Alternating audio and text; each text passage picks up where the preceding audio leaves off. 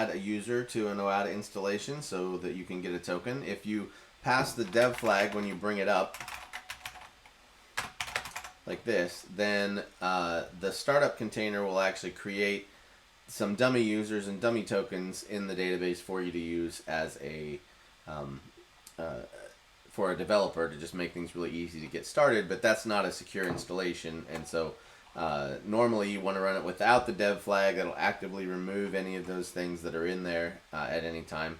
And so we're going to have to actually add a user so we can get a token. And so you do that just like this. So we start running the admin container. Forgot dash. And inside the admin container, you see these handy scripts at the front. A user add is one of them, and so we're going to just run that. And we're going to give it a username that we want to add.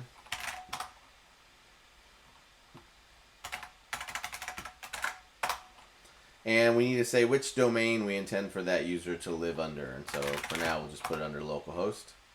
And that now creates it. It tells you the ID of the user. If you want to go find that user's information, it creates a bookmarks for that user.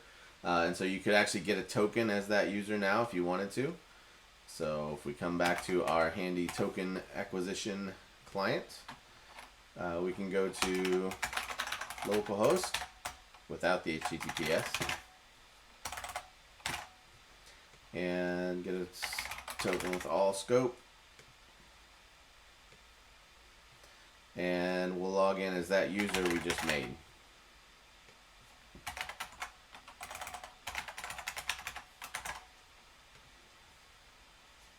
And you see we were able to successfully log in, and it gives us a token back, so we could use that to get or write to the bookmarks for that user. So that is it. That's all we need to do to create a new user.